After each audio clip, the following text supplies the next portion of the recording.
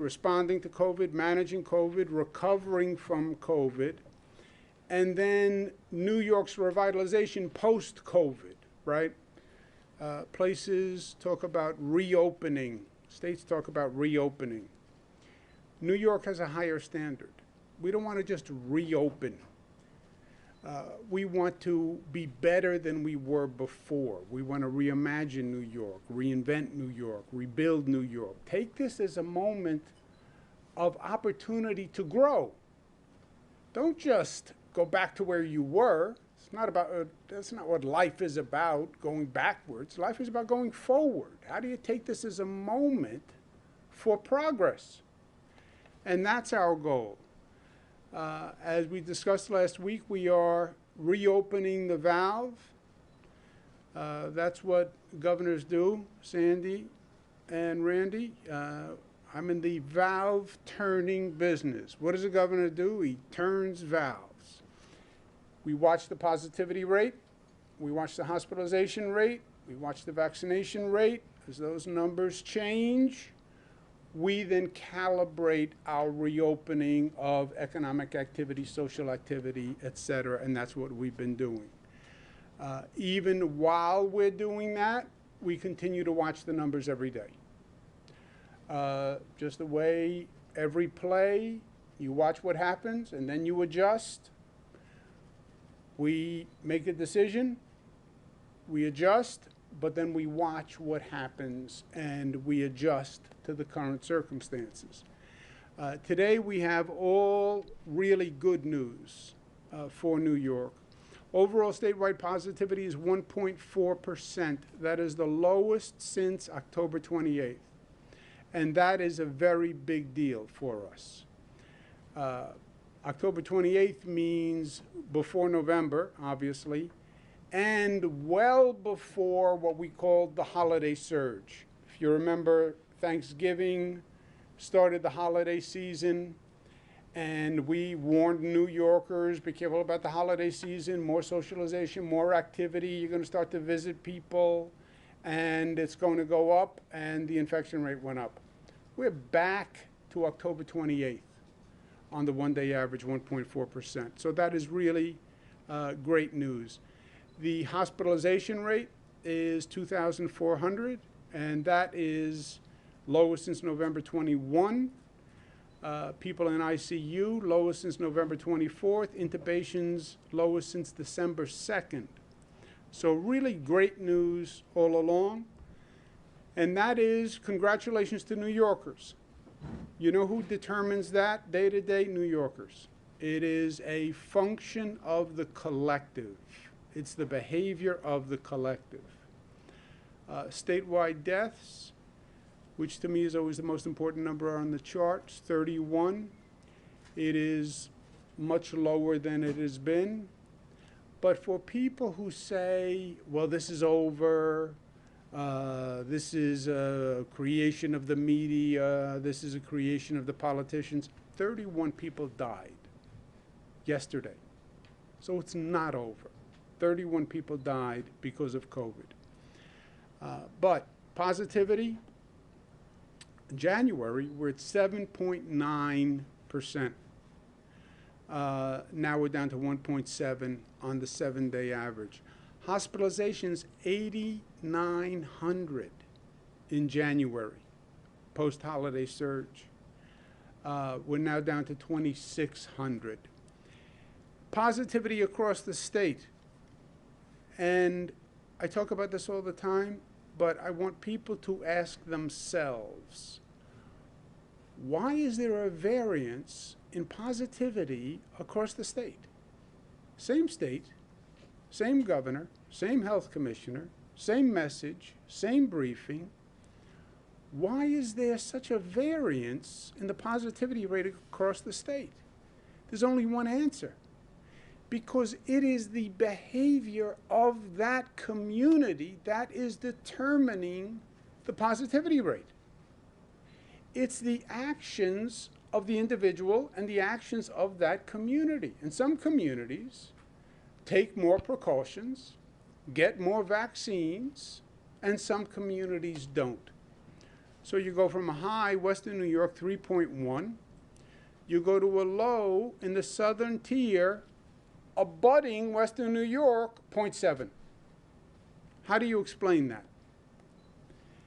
Within New York City, you have highest rate Brooklyn 1.9, Staten Island 1.9.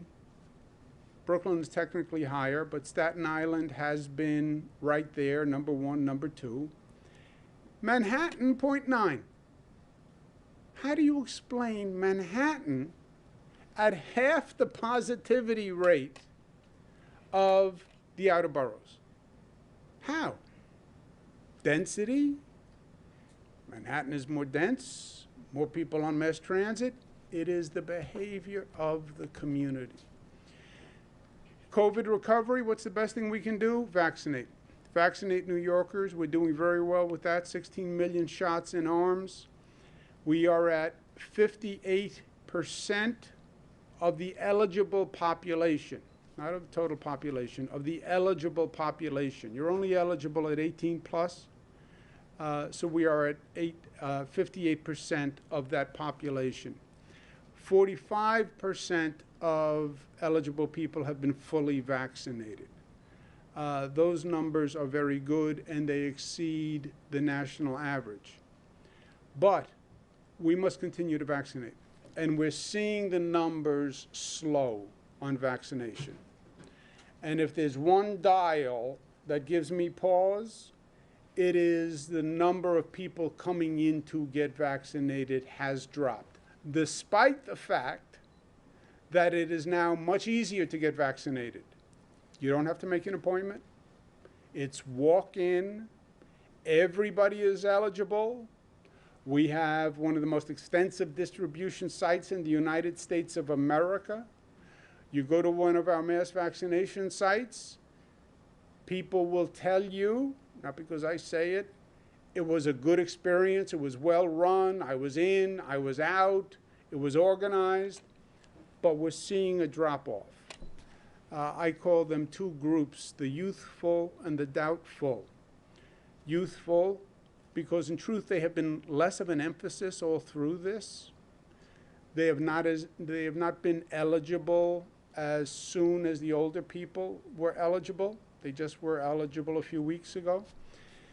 And the attitude all along has been, I'm young and I'm strong, I can get the vaccine and I'm going to be fine. Only old people have to worry about it. And the doubtful, we were just chatting about it. Vaccine hesitancy. I don't like the word hesitancy. It's distrust. I don't trust the vaccine. I don't know what's in it. I don't know what the long-term ramifications are. I don't believe it. Government says do it. I doubt government. I distrust government. So those are the two groups we're working on. But the arrows are pointed in the right direction. Vaccines are going up.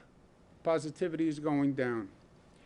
We announced a major reopening. We did it in concert with New Jersey and Connecticut because we are a tri-state region. If you ask Mr. Alderson and Mr. Levine, they'll say we get people from New Jersey, we get people from Connecticut. We operate on a tri-state basis. Yes, we're in New York, but that's not how the region functions. So we've been functioning to the best we can, coordinating with New Jersey, Connecticut.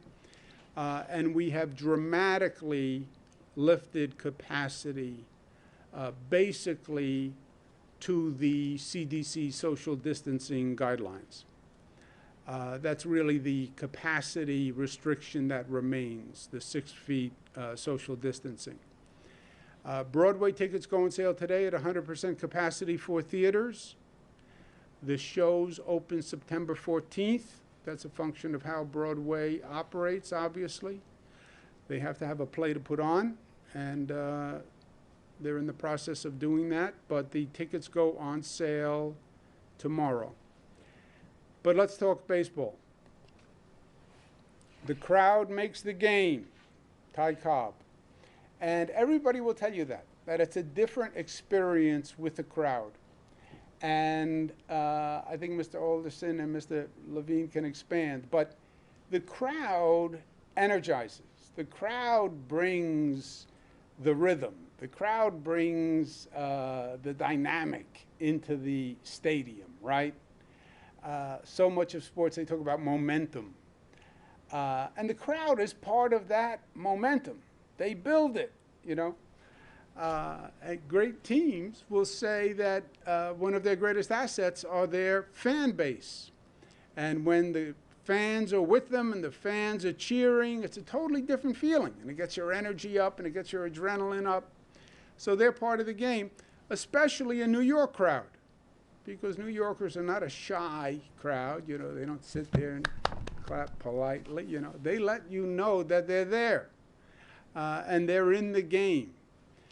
So that's important. So for baseball reopening May 19th, two different categories. Not Yankees, Mets, vaccinated, unvaccinated. Vaccinated people, normal capacity, normal seating for people who are vaccinated. Sit next to each other in a section, sit next to your friends, sit next to your family, just normal capacity, normal seating. Vaccinated families who have a child 16 under who's not eligible, that child can be seated with the family. We ask them to wear masks, but you attend the ball game like you attended the ball game 2 years ago. For unvaccinated people, the 6-foot distancing applies with masks, and that comes out to roughly 33% in those sections capacity for unvaccinated people, okay? So if you're vaccinated, that's one category. You're unvaccinated, that's another category. No testing, but if you're vaccinated, you have the Excelsior Pass, you have proof of vaccination, and that will determine where you sit. Added advantage. Mets, Yankees, and the New York State Department of Health are going to team up. You didn't know that Dr. Zucker was a ball player, but you do now. He is now an official member of both the Mets and the Yankees. Doesn't strike you as a ball player. He's stronger and more agile than you may appear, and he's younger than his years also. So he's an official member of the team, and they have teamed up. You can get a vaccine at the game. You're going to the game, we will set up at the game a facility as you're going in. Come a little bit early and get your vaccine at the game. You're going to the game anyway. It's on your way. Stop and get a vaccine. And if you get a vaccine, you get a free ticket to a Yankees or a Mets game. So you get a vaccine. It's convenient. You're going there anyway. Thanks to the generosity of the Yankees and the Mets, if you get a vaccine, they will give you a free ticket to the game.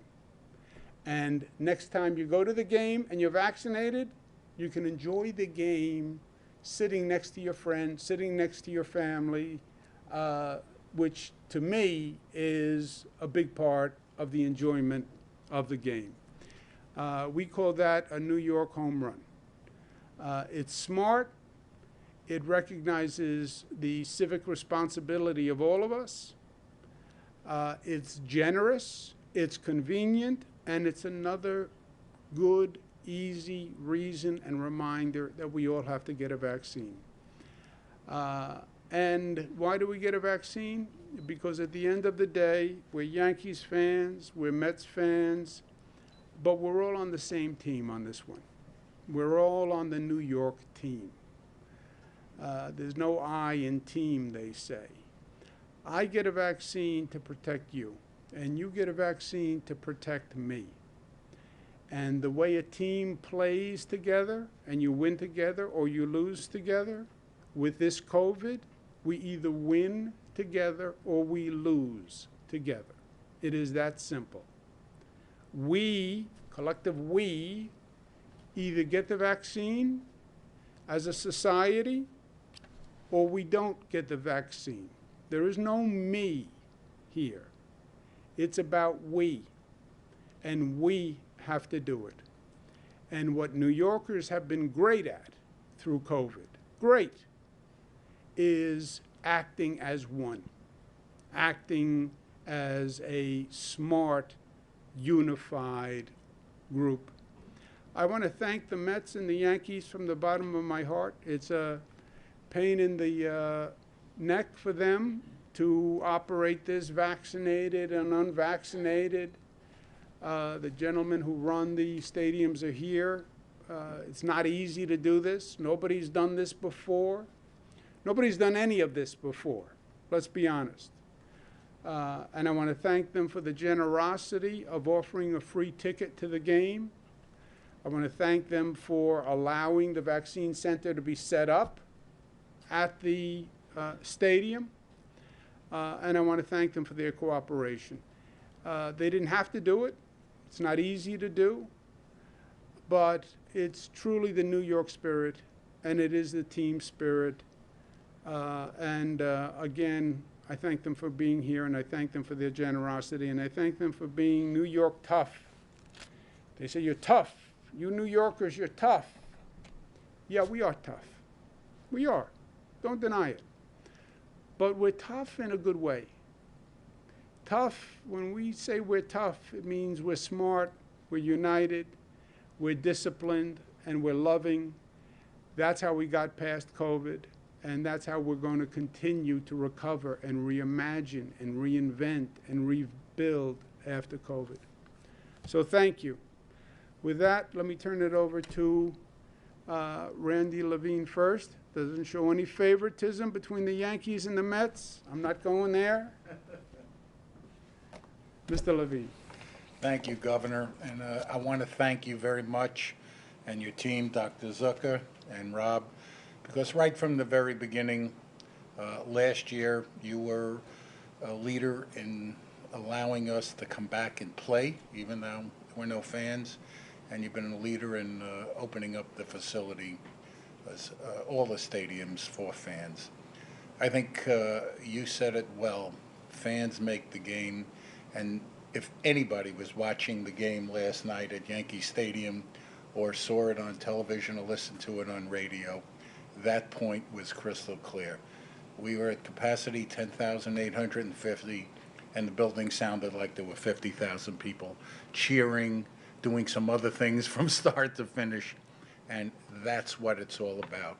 And it gave all of us spirit. It reminded us of the way it used to be and the way it can be again. So thank you, because baseball goes every day, and it really presents a sense of normalcy to everybody. You know, we're like an ongoing story every single day. Some days are good, some days are bad, and you just hope there are more good days than bad days. Similarly, thanks to you, we've been operating a vaccine center at Yankee Stadium, which is really important. We vaccinated tens and tens of thousands of people, but we need more. We need more because, in my opinion, and the Yankees' opinion, that's how we get back to normalcy. So we are excited to take that program, combine it with providing free tickets to fans. We'll put it all out on our website, how it's going to work. Basically, you come to the game, as the governor said, you take a vaccine shot, you get a voucher, you can go to that game. If that game's sold out, you can go to tomorrow night and go to a game of your choice. So we're all in on this. We're excited to be part of this.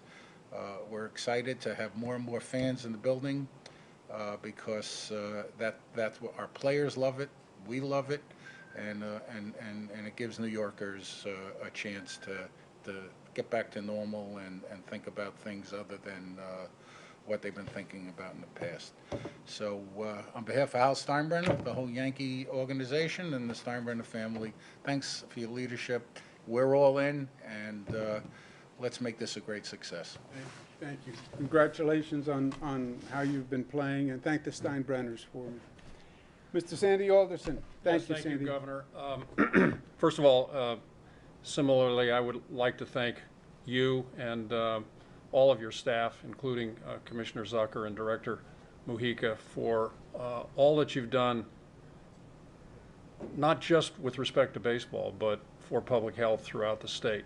You know, seeing the data today, it was pleasing to us because it has led to some of these announcements, but more importantly, more fundamentally, it speaks volumes for where we are as a state and a city, and that this reopening of baseball is just another indication of how far we've come, and a lot of that has to do with the way you've led the state.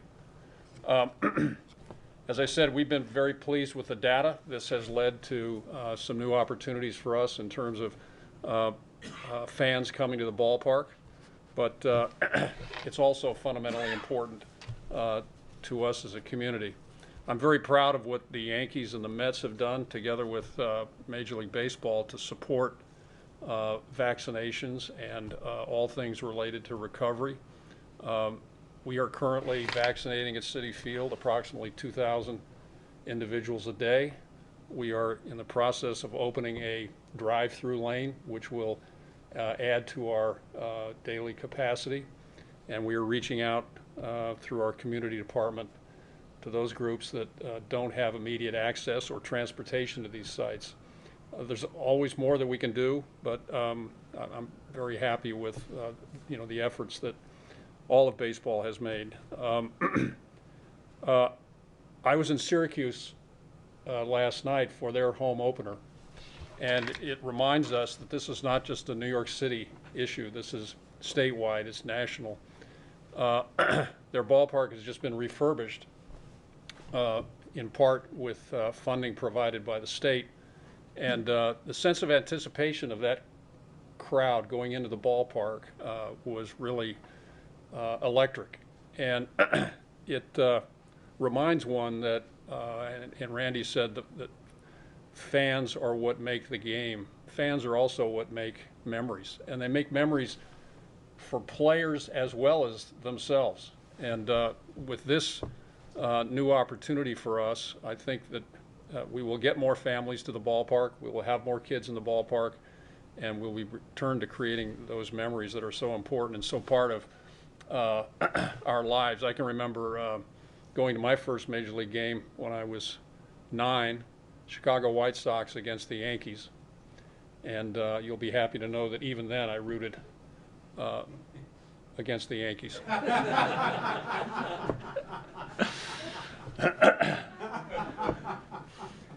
In any event, that's a memory that has stuck with me for 60 or 65 years, whatever the number is, and those are indelible. And what today means is that we can begin more extensively to create those memories again. And so, again, Governor, I want to thank you for your role in this, and on behalf of all Mets fans, thank you. Thank you, Mr. Alderson. Well, consistency matters in life, 60 years. And also thank you for what you did in Syracuse. That's a big deal. We worked cooperatively on rebuilding a stadium up there, and it's very, very important to the people in Syracuse. So thank you for that, and thank you for going. We also will be giving away Yankee tickets. Okay, we're going to end this now. Any questions for Randy or for Sandy on this topic while they have Mr. Bihar and Mr. Newman who could help them answer questions? Yes, I have a question regarding capacity. Given that this is outdoors, and I happened to go to the game last night, and you show proof of vaccination, you show proof of a test, you get your temperature taken, they ask you for ID. this is an open venue. Why wouldn't you go to 50 or 100% capacity? Well, what we have for, you could be at 100% if you have all vaccinated people. We're doing away with the testing requirement, which was quite burdensome. But if you had, theoretically, if you had 100% vaccinated, you could fill the entire stadium with 100% vaccinated. Vaccinated, it's full capacity. Unvaccinated, it is still the 6-foot social distancing. In other words, our capacity restrictions have been relaxed subject to the federal CDC social distancing guideline of 6 feet. Will the teams determine in advance whether they're vaccinated or unvaccinated sections, or will it be based on ticket buyers? How will that work? We're developing it right now, and Doug Behar is going to run it from our end. But there are going to be separate sections for those who are vaccinated. We've been polling our fans. I think the majority are vaccinated rather than unvaccinated who are coming in, and hopefully those numbers continue to rise. But we will have separate sections and accommodate all our season ticket holders, make sure that they're fine, and other people coming in. We just received this good news yesterday, and we've been actively working on it to make sure the stadium is ready by May 19th, and there'll be ample notice. Doug and our people will get it up on the website so everybody knows where to go, where the seats are, and hopefully we have, both us and the Mets full house now after full house. If I could just say a couple of things in response. First of all, we are committed to a gradual reopening. So to that extent, we are in full agreement with the governor. There are criteria for entering the ballpark: vaccinations, testing, temperature checks, etc. But there are some people who are just not comfortable being in large groups, even at an outdoor facility. And so from our standpoint, we still need some social distancing, which is not to say we agree with everything the governor and the commissioner have mandated, but generally speaking, we think a gradual return is appropriate in light of some concerns that people have about being in large groups, even if they've been vaccinated. So we're working toward full capacity, of course, but we're happy with where we are and where we're going. For Sandy and Randy, what percentage? If I buy a ticket, do I buy a specific section, or do you put me in a section based on my status? Yes, so we're limited to right now, we're limited to about 8,500 tickets. If you take out the holds for visiting team and so forth, we're down to about 8,000. Most of those tickets have been purchased by season ticket holders, partial ticket holders, small plans. So the remaining capacity that we have is very low. But in terms of what we have been doing, we have, based on locations, we have relocated individuals. Now, if we go to a vaccinated section and an unvaccinated section, we're going to have to move people around again. But as we sell tickets on an individual basis, they will go into one of those two areas, either unvaccinated or vaccinated, because we will have some inventory in both types of location. What percentage of the Mets players, and Randy, if you can answer, what percentage of the Yankees players have been vaccinated, and what are you doing to get the players who aren't vaccinated vaccinated? We're over the, Major League Baseball has a rule that relaxes their protocols when you hit 85%. We're way over that 85% mark. Virtually all of our players have been vaccinated. And just to answer the question before, season ticket holders, have been, will continue to be accommodated. But under the new regime, when you buy a ticket, you'll know if you're vaccinated where that ticket is, where you can go, and if you're unvaccinated, you'll know where you can go. So our percentage right now is about 77%, so we're under that 85. We continue to work on it. At this point, it's case-by-case, individual-by-individual campaign on our part. We continue to provide education, and as time passes, we get one or two more, every few days. But we're not at that level yet, and we see the kind of resistance within the framework of the team that we see publicly, and all of the same reasons are being made to us by them as we see in the public domain. Can you clarify what the mask rules will be come May 19th? Everyone is still Everyone required? wears a mask. Everyone wears a mask? If somebody gets a shot at a game, when and where will their next shot be scheduled? Is that 3 weeks later at another game? What if that game's sold out? What's the process there? We're planning, this starts May 19th, we're planning to have enough J&J to do one shot. Johnson & Johnson. It'll be Johnson & Johnson. Yes. Okay. Let me make one point before these gentlemen leave. We talk about COVID for many months. We had COVID restrictions. I think what we're doing now are facilitations because the main resistance now is people's own fears and people's comfort level. And when you have a set of rules and protocols in place where people feel comfortable, I think it's going to have more people attending games. I think more people will go to restaurants. I think more people will go to museums if they know they are safe when they go there. You're vaccinated, you're going to sit with only vaccinated people. I think that's actually going to increase the public acceptance level of doing this. Because the main obstacle now on reopening is not government says this, government says that. It's what you think and what you feel. And you want to be safe, and you want your family to be safe, and you want your children to be safe. So if they know this ballpark is a safe arena, and the person they're going to be sitting next to is vaccinated if they're vaccinated, and if they're not if they're unvaccinated, there's not going to be anyone for 6 feet, I think that makes them feel better and more willing to go to a ball game. So I don't see them as restrictions. I see them as facilitations as people start to become more comfortable doing things they used to do. Let's give a round of applause to Sandy Alderson and Randy Levine. Thank you very much for being here. Mr. Behar, thank you. Mr. Newman, thank you. I'll be back.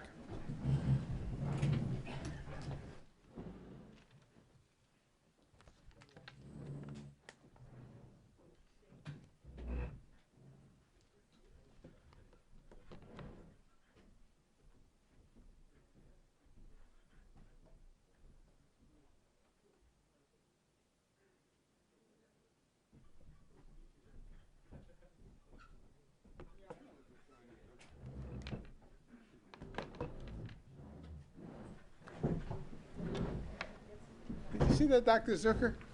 I said that he's now a member of the Yankees and the Mets. He wanted to lead with the team. That team spirit is strong. Let's take a couple of questions. Dr. Zucker, can I ask you a question about the New York Times report that came out a few days ago? It said that the governor's senior aides prevented a scientific paper from publishing. They delayed the release of an audit on those nursing home deaths by months, and that they prevented or blocked your department from sending letters to state lawmakers. I guess just point straight up question here. Did the governor or his senior aides do those things? Did he order you or the department to withhold that nursing home data beginning of April of last year? I think the governor addressed that at a previous press conference, and as I've said before, this is an ongoing investigation, so I won't answer any questions at this point.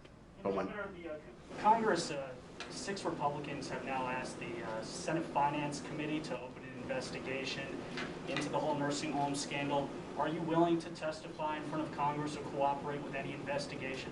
Look, they want to play more politics, the Republicans. They have fully politicized COVID from the beginning. That's where this all started, with the federal government's politicalization of COVID. They were in denial of COVID. You had the President of the United States who said it wasn't a problem, it was going to go away, we were going to reopen by April. He wanted to blame the Democratic governors for COVID. He did blame the Democratic governors for COVID.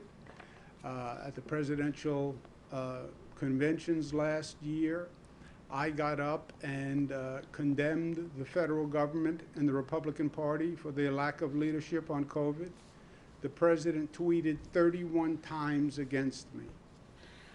And then Gretchen Whitmer from Michigan spoke at the convention, and the governor tweeted against her, saying she was a murderer.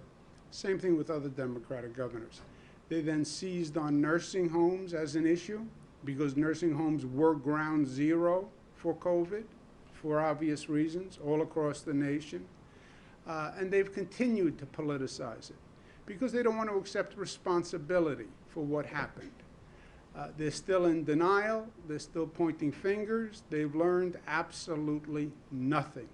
And when you politicize public health and medical decisions, you are on a very dangerous course, my friend.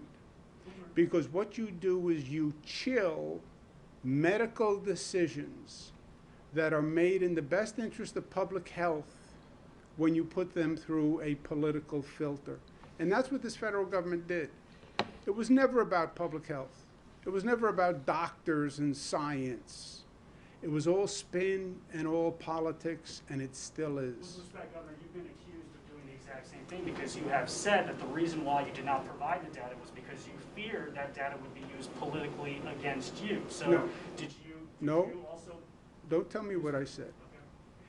The Republicans politicized an order, a health order, that was put out by the State Department of Health on March 25th, which was, from a medical point of view, smart.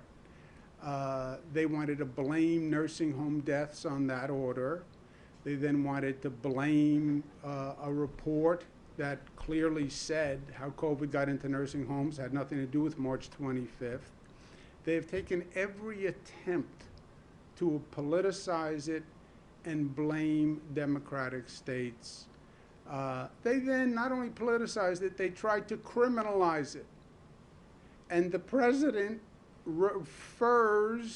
has the Department of Justice started an investigation against those Democratic states.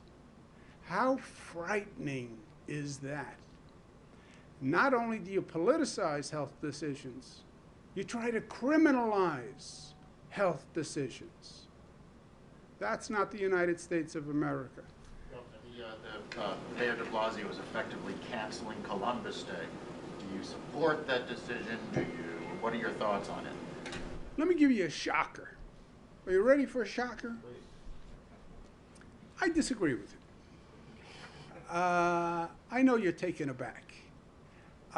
Look, cities have certain authority, and a city can declare a city holiday. Buffalo can, New York City can, other cities can. When it comes to appreciating and respecting indigenous people, I agree 100%. When you look at what has happened to the indigenous people in this country, it's a shame. They deserve much more than a holiday. I would support a holiday. They deserve more than a holiday. When I was HUD secretary, one of the things HUD did was provided housing on Native American reservations. And I visited dozens of them. You know, the poorest places in the United States of America are Native American reservations. I spent time on the Pine Ridge Indian Reservation, 75% unemployment, fetal alcohol syndrome, some of the worst conditions. What we did to the Native Americans, we gave them reservations. You know what the reservations were? The land that nobody else wanted. We took what we wanted, and the unusable land, the less valuable land, that became reservations. And I've seen it firsthand all across the country. I have tremendous respect for the Native American people and the Native American culture. Visited the Tlingit Haida tribe in Alaska and was given an honorary name of Ankadaksin. So I've done a lot of work with the Native American community. I support an indigenous peoples holiday. But I also support Columbus Day. And you can have an Indigenous Peoples Day without intruding on Columbus Day. And that is the spirit of New York. Columbus Day is a day where we celebrate the Italian-American contribution to this state. And by the way, it's not either or. We're not drawing lines and dividing. We're trying to do the opposite. We're the collective. We celebrate all. We celebrate the Jewish contribution, salute to Israel. Let's have a Greek parade. Let's have an Italian parade. Let's have an Asian American parade. Celebrate everyone. You don't have to exclude Italians to celebrate indigenous people. And why would you want to? Now look, you may accuse me of being biased. I come from Italian-American heritage, as do many people in this city and in this state. And why do you feel the need to diminish the Italian-American contribution to recognize the indigenous people contribution? It's not one or the other. Well, we can either have a Salute to Israel Day parade or an Italian Columbus Day parade. No, have both. That's New York.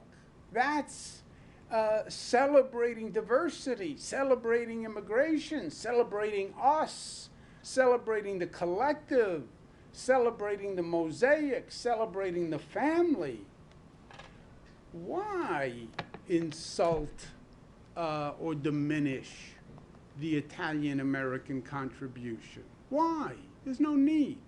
And it's unhealthy for the body politic.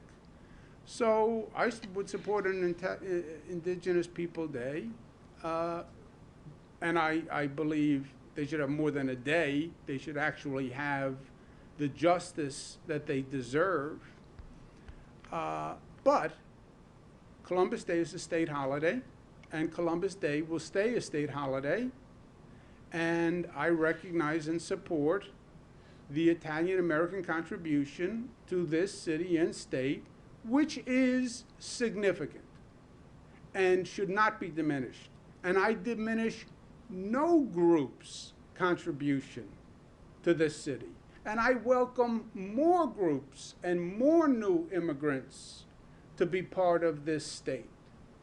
And I think the other message is destructive, you know. Governor, what are the specifics of the Broadway reopening? Tickets are going on sale. Do you know how many shows are opening, how they're doing this? What else can you add to that? I'm sort of at my maximum knowledge on the topic there, Juliet. The tickets go on sale tomorrow. They are, obviously they have to get the plays ready. That will be in September. You don't have the list of the plays themselves. There are dozens of them that are going on. It's going to be on a rolling basis, so not everyone is going to go on sale at the exact same time, but they're all positioning themselves to be able to open in September, and they'll be selling at 100% capacity for September. So the stages will open in September. And the point is to also see what, as the governor pointed out earlier, what the appetite is like for people to start going back, right? Broadway is a little different than what you described actually earlier. Open air, spacing, right, 6 feet.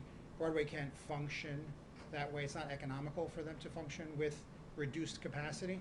So they need to be at a much higher level of capacity. So having this, the tickets go on sale now, they can start to gauge how many people are interested, what they're interested in, and then make adjustments as you get to the September stage openings and see which ones. Hold on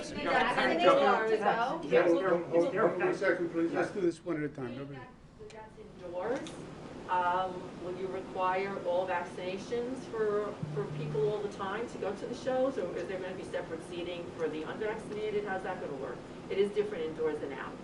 So it's not finalized yet, right? But we're going to keep looking at the numbers, keep looking at how many people are getting vaccinated. In between now and then, we'll be doing pilots for indoor programs and slowly increasing the amount of capacity there.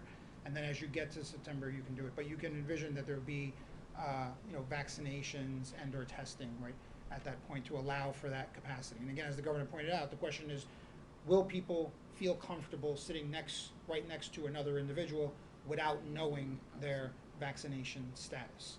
And what we do know from surveys is that the answer is no, and they would prefer to know the vaccination status of the person next to them. So that is, where they would be headed. Yeah, and Juliet, excuse me one second. September, in some ways, is a world away, right? Look how much changes month to month.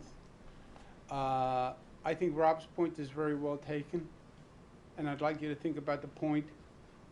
COVID initially were restrictions. The restrictions now are more self-imposed. You have a personal level of comfort. You will take the subway or you won't take the subway. You'll ride a bus or you won't ride a bus. You'll go to a movie theater or you won't go to a movie theater. Not because the government tells you, but you just have your own personal risk-reward calibration. I think what we just did with the ball games, what we're doing with the restaurants, I truly believe they're not restrictions, they're facilitations, because you will feel safer. You'll be able to say, oh, I'm going to sit next to a person who I know is vaccinated. Yes. Even though it's outdoors, there's a person next to you, you know they're vaccinated, and they're going to wear a mask on top of it. I think that makes you more likely to go to a game. Theater, indoors, you're going to sit there for 2 hours. Are you willing to go into an indoor theater and sit there for 2 hours next to a person who you don't know if they're vaccinated or unvaccinated? I don't know that New Yorkers are going to do that. I will tell you today, the simplest formula, 100% vaccinated. 100% vaccinated. You want to come to a theater, 100% vaccinated. Now, the theaters are going to have to make those decisions. They'll make those decisions in September. You'll have a different vaccination rate, a different reality, etc. But what I'm saying now to places is, you want to open with 100% vaccinated? God bless. And I'm looking for examples of that, because I think that's the smartest and safest. And by the way, I enjoy that it creates an incentive to get vaccinated, right? The vaccinations are slowing. Well, why should I get vaccinated? Well, there's a couple of ancillary benefits. You can go to a ball game and sit next to your buddies. You can bring your family to a ball game. You can go to a theater. You have more seats in a restaurant, and you can sit there with a larger group in a restaurant, etc. So to the extent there are benefits to vaccination, I think that's a good thing, because my agenda is very simple. I want to incentivize people to get vaccines. Free ticket? Yes, we're trying to incentivize vaccines. Just to back up for a second so we're clear, there is a Columbus Day because it is a state holiday. So every city, that applies to every city. There's a Columbus Day statewide. Governor, I wanted to ask you about the comments you had on the MTA the other day. You said you've ridden the subway and you were scared. You famously don't ride the subway. So can you tell us, one, when was the last time you rode the subway? And then two, with subways reopening, they closed down a year ago, in large part because of the homelessness issue. But I in my reporting, I haven't seen this situation underground improve very much over the last year, whether it's from affordable housing, mental health, addiction treatment. You've worked on this issue for decades, and people are raising questions as to what you have to show for it. So what is your plan going forward to help this crisis? And back to the subway question, when was the last time you rode? First, let's separate the issues. You have not seen an improvement in the subway system in terms of the number of homeless and cleanliness over the past few months? I don't think you're noticing any reduction in the amount of people who are relying on the system for shelter regardless of the shutdown. You have not noticed a reduction in the number of homeless people? I ride every day. I'm out there. Well, then you have a different opinion than your editorial board of your newspaper? I don't work with my editorial board. You know, I work independently. So are they wrong? It's entirely possible. Okay. Are most New Yorkers wrong who say in surveys they've seen a reduction in the number of homeless and they believe it's cleaner? Are you saying that I'm saying that it's still a problem. That's not what you said. I'm saying that it's still a problem. I don't want to give you a tough time. You want to say something different, you can say something Okay, different. then let's say this. It's still a problem and it's still a All crisis.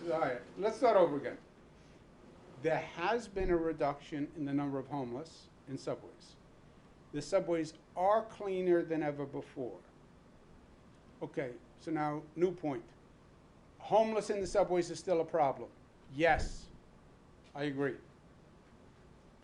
Better than before, better than in recent history, but still a problem. Yes, I agree.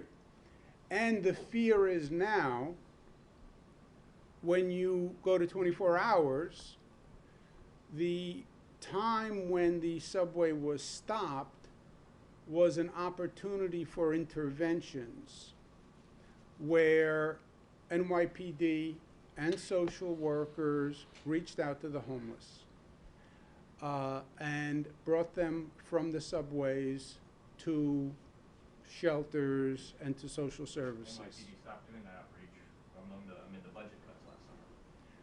Well, it was still getting better. So if the NYPD wasn't doing it, then the MTA was doing it on its own.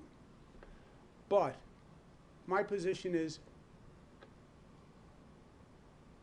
the subway system is not a homeless shelter. And I reject this whole notion of people who say we should let the homeless live on the subways and we should let them live in subway stations and we should let them sleep in benches. That's our default homeless system. I started in my 20s building homeless family shelters. I spent 8 years in the federal government working on homeless programs.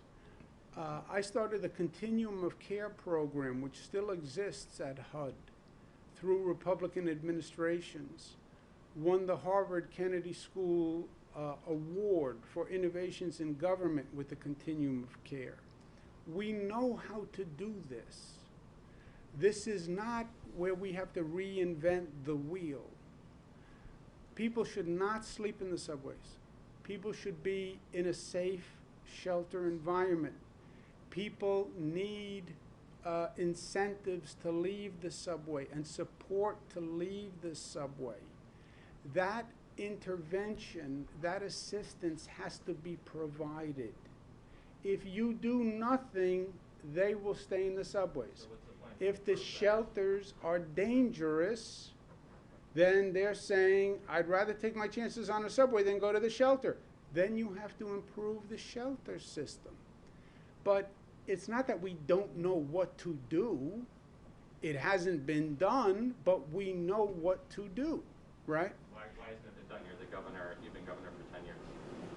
Yeah, the state has the programs. We have the funding. There has been progress in certain cities where the situation has gotten better.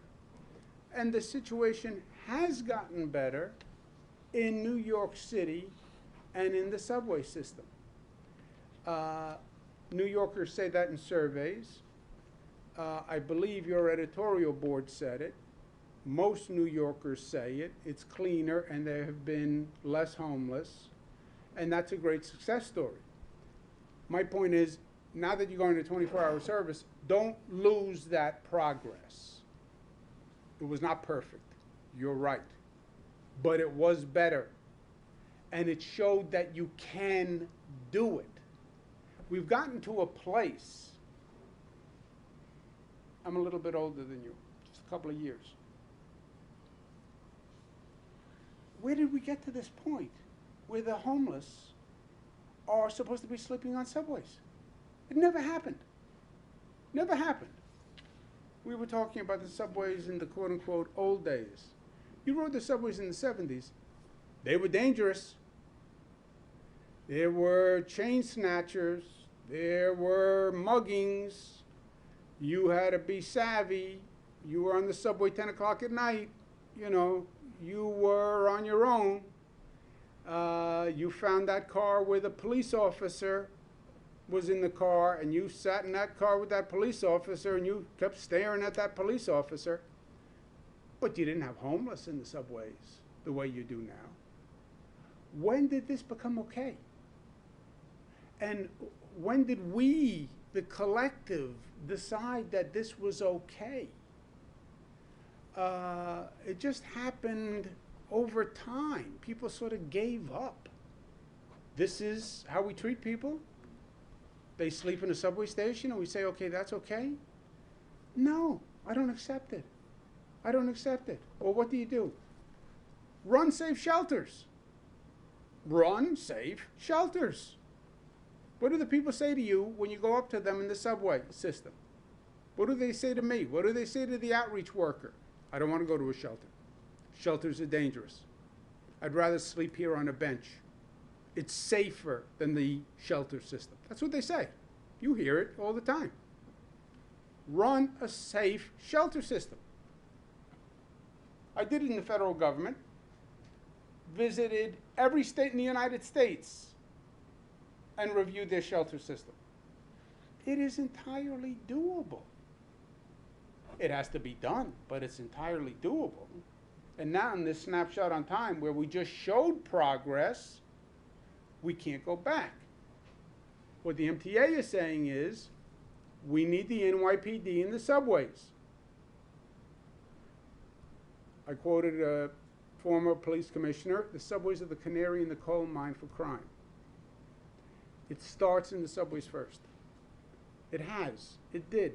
It's now on the streets. We need the NYPD. We need the same intervention. You're not going to stop the trains, so you don't have that interval. But I argue you can do it without the interval. You just have to be willing to do it. And when was the last time you were with the system? I, as governor, don't really ride the system as a commuter. Subway system doesn't really go to Albany. When a politician now does it, it's really a photo op, right? Because you guys all come with me and we stand in the car, and it's this publicity, public relations event. Yeah, it is, because when I'm on the subway, I don't just sit there and read the newspaper. I'm talking to people, etc. I don't think you've had a governor who has spent more time in the subways than I have. I'm there when you're not there. I'm there 1 o'clock in the morning, 2 o'clock in the morning, making sure the L train tunnel is built, making sure the train rehab plants are in operation, working with the drain clearing crews to make sure that's happening. That's when I'm in the subway system, when I'm making sure the MTA is doing its job.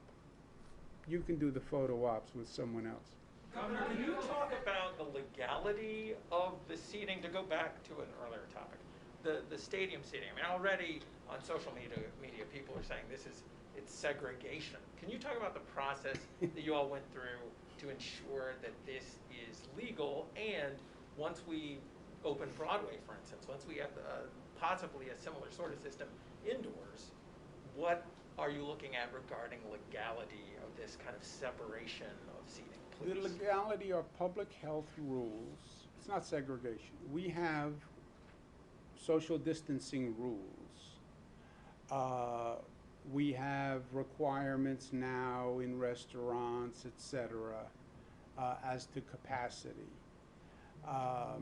And we have rules. If you're vaccinated, then X. If you're not vaccinated, then Y. And they are based on public health parameters, federal and state. It's not anyone is free to get the vaccine, and it is free, the vaccine itself, and it is available. So it's a pure personal choice. But from a public health matter, you want to ensure the public health of the people of the state. This is a necessary public health matter. Governor, Do you have anything to add on that, Rob? No, I or- mean, we're also requiring masks, for example, right? You cannot ride the subways unless you're wearing masks. It's a public health requirement because people will need to be safer. The same thing on the stadiums. There's the option. You can be in an unvaccinated section, not have to wear a test, not have to take a test, be 6 feet apart. You can choose, if you're vaccinated, right, to be in this other section where you might feel safer, or not go to the game and watch it at home. And in the conversations with the teams, those are the choices. People don't go to games, they don't feel safe. Their view was they'll feel safer, right, if you have this option. That's why they're promoting it also with giving away the free tickets, because it's in their interest to have more and more people vaccinated, and then all of these venues will be safer. Well, I swear I'm saying this as open-mindedly as I can, but can you see how someone might, as has been done already, say this is separate but equal treatment? No, you have no right to have to sit next to another person. That's what it comes down to. If you're in an unvaccinated section, there's nobody sitting next to you. If you're in a vaccinated section, somebody's sitting next to you. So you'd have to argue, no, I demand a seat where someone is sitting next to me, and you're infringing on my right by not allowing me to sit next to someone. You can sit next to someone anywhere you want, but in a stadium with a person who doesn't know you, and you are unvaccinated and you could infect them, then you don't have anyone sitting next to you. You want to have someone sitting next to you, get a vaccine. Governor, you got a comment? What is the complaint? I don't want the seat next to me empty? Governor, can you comment? Go ahead, Rob. Yeah, I mean, there have always been capacity restrictions, right? Pre-COVID, every restaurant, every facility has capacity restrictions that are related to fire code, how you can exit quickly and safely. You can't jam. It's not unlimited. Put as many people in a building, put as many people in a room as you want. No, because the fire codes say you have to be limited to this amount of people so you can exit the building quickly. The same applies for the health rules. It's the same thing. It's safer with this many people. This is the air circulation. That's what the science shows. And all of our guidance is coming from the CDC. So that's what this is all is based on, and that's why the restrictions also are changing over time, right? As the disease evolves, as the science evolves. Yeah, it's a federal rule that says 6 feet, right? That's the CDC. That's why you don't have anyone sitting next to you. That's why you have a distance right now. Now you could say, I don't like the distance, I want to sit right up and rub elbows. Yeah, but the CDC says 6 feet is the social distancing. If you're vaccinated, we're saying we're going to relax the 6 foot rule, in essence, because you're vaccinated. And the theory of the CDC rule is keep people separate, they can infect one another. Yeah, but if they're both vaccinated, we're saying, and they're both wearing masks, there's not a risk of infection, therefore we're going to let them sit together. Governor, what do you make of Sheldon Silver getting out of But by the way, it's not like the sections are going to be you get a good seat, I get a bad seat. You know what I mean? It's not like you get the nosebleed seat because you're unvaccinated and the vaccinated people get the better seats. Doesn't work that way. Governor, what do you make of Sheldon Silver getting out of prison? Do you feel like he served enough of his sentence? What kind of a message does it send And I'm curious what you make of Elise Stefanik's ascendancy within the National Party and what that says about where the national GOP is. The decision on Sheldon Silver was a judicial decision. I'll leave it up to them. That was their decision. Look, I think the GOP learned nothing from Donald Trump and learned nothing from their loss. I think they are still continuing with their hyper-conservative, divisive politics. And I think that mean-spirited, hyper-conservative mentality is not representative of the United States of America. Let's take one more.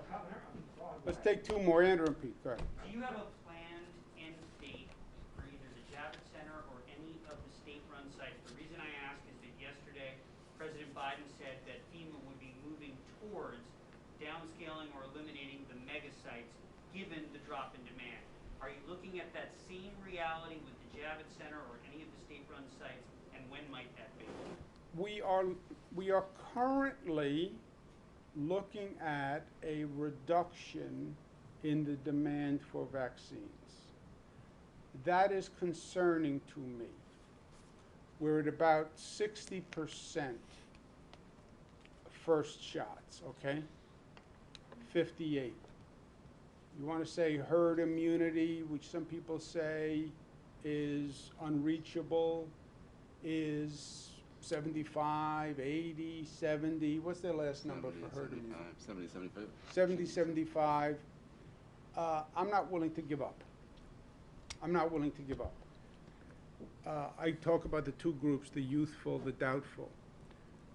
Rob is on the CUNY board. Something like only 19% of the CUNY students have gotten a vaccine. How can that be? Well, that's the youthful. I think we can do more. I think we have to get more creative. Today is creative. It's an incentive. You get a free ticket. We're going to have more incentives for people to get a vaccine. I think you have a hardcore, no how, no way, anti-vaxxer mentality.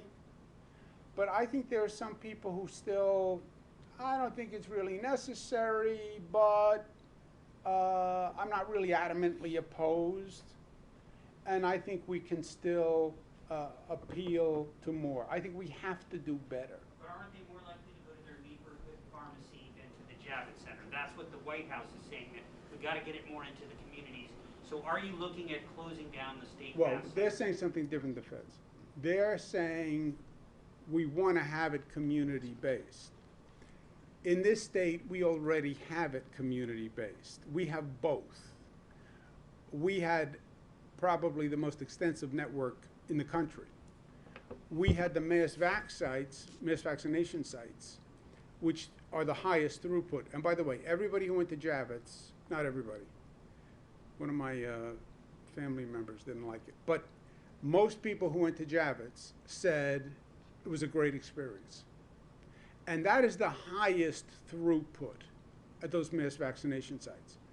We also were the first to do not only community-based, church-based, in public housing, mobile sites, pop-up sites.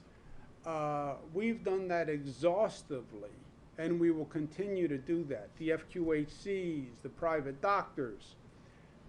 For us, it's not either or. We are always doing both. And in terms of, well, you have less demand, why don't you start to reduce capacity? Because there is a drop-off. And you could probably justify that. We're not there yet because I want to still try to incentivize. I want to get that number up. Everybody says, in this field where everybody says something different every day on COVID, because it's been politicized, frankly. But almost everybody says the more vaccines, the better. The more vaccines, the better. So I'm still working on more vaccines. Last question. Back to Broadway. You talk about this incentive to get a vaccine if they can buy tickets. Why not just mandate vaccines today, number one? Number two, did you say that theaters will decide their own capacity in September? You cannot mandate vaccines because these vaccines are approved under something called an emergency use authorization, EUA.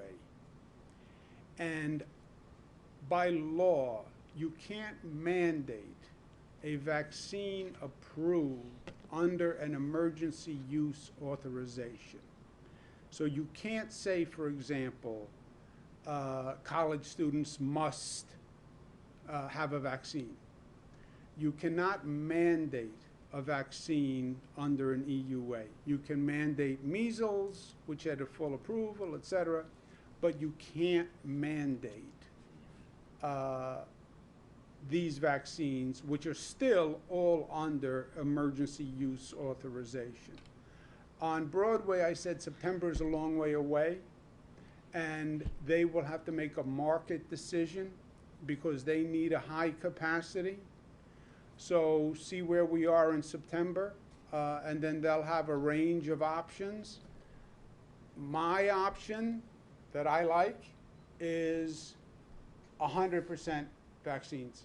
I think if you said to people, we're 100% vaccinated, don't worry about the person to the right, don't worry about the person to the left, it's 100% vaccinated, I think it would be a safer environment for people to go to.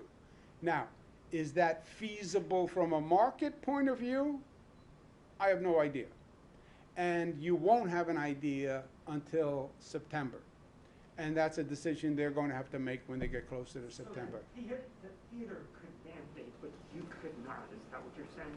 Well, a theater can say, this is who I allow into my theater. I can't legally mandate that people take the vaccine. I'm going to work. Thank you very much. Go Mets, go Yankees, go get a vaccine, get a free ticket. Governor, today's the last day that you can act on Have a nice day.